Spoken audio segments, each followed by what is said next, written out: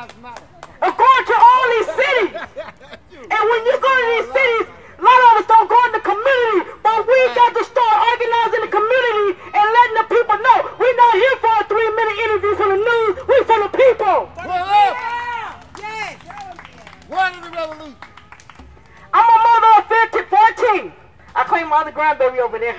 See, I adopted her. But it is hard to look at your child when they get murdered at a young age. Yes. Because we always plan on our kids to go to college or our kids to be something in life. For a tragedy to take them from us and don't give us no explanation of why they took our child. Yes. Now, I went to the DA office. I went to the police department and I went to the detective. But don't y'all know it's been 5 years, I have not changed. All the systems that I've been fighting against are new people. So what I do today, I let them know that I'm not going nowhere, and I let them know that James' death is on their clock. On their clock. When I go to the city hall, a lot of our people don't go because they're scared. But I said, it's not time to be scared. This is the time to fight. Because we at war. We is at war. Because 5 years ago, I was that same mother. I was that same person that sat behind the TV and said, shit, it wasn't my problem, it ain't my son. But guess what? It's awakening. Death landed on my porch. And guess what? When my son was murdered, I was asleep. I was asleep when I got a phone call from someone in my community that told me the police had stopped my son and let him go. But I did not get up right then. I laid back down. The young lady did not see me come down the street. She called me again. And that day, my life has changed. And guess what? It made me better because that's why I'm here today. Yes. When I use my voice for all mothers. I don't care what background that mother come from or that father, we're going to be their voice. We're going to let them know they're not alone. We might don't understand the case. We might don't understand the parents. But we got to let them know their son or their daughter didn't matter. Their husband and their wife didn't matter. Their grandson didn't matter. Their brother and sister didn't matter. Because when we forget the whole picture, when we lose a loved one, look at these babies. They grow. My son was murdered. My son right here, come here, Dionne. He was 3 years old. My son was 3 years old. Today, he's 7. He'll be 8 in the next month. He'll be 8 years old. And you know what he asked me? He said, where his brother? So they let you know, he knows that it's a link missing. You know, we out here fighting in our community, but we got to also remember, our kids are hurting. You know, we have to start embracing our kids because our kids are being attacked not only by police, but by the school system. You know what I mean? We have to remember, all our schools are starting to look like prison. You know what I mean? They got bars, and they got all this nonsense. You know, we got police at the school campus. We got to everything for benefit them. And then, you know, also we have to educate ourselves too, because when we as mothers go to the next level, because a lot of us don't make it to the next level, they need to come back and teach us. Come on. You know what I mean? Because a lot of them settle and go on and forget about us. Give us some tools. Give us some motivation. You know, to let us know what we're going to walk into. And that's what we need to start educating each other. What's the next step going to be? And get back to a lot of y'all. I'm the mother of James Rivera. I'm going to give you a little story about him. He was 16 years old, unarmed, who was murdered by 2 Stockton police and a sheriff.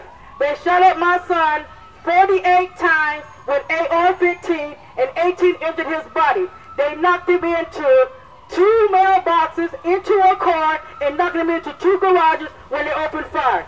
They used military weapons.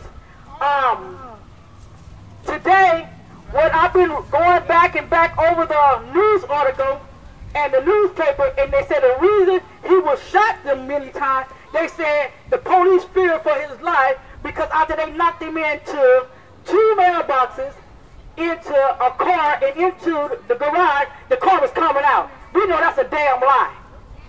We know that's a lie.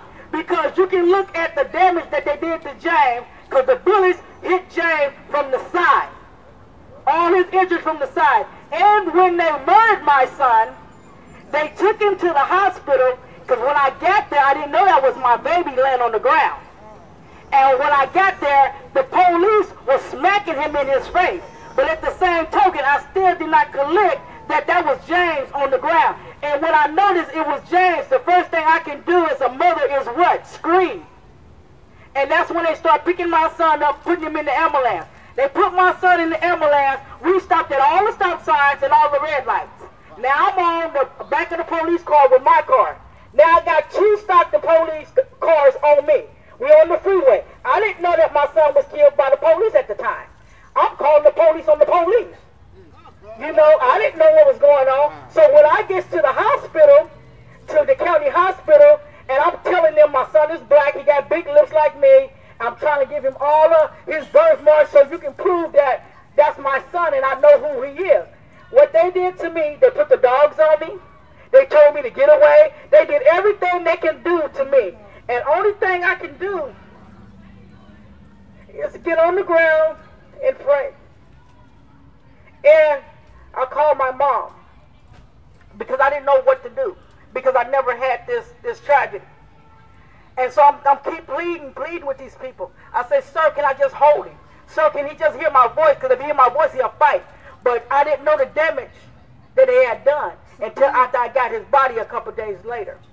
When it was time for me to go and to identify him, they gave us the blues on that too.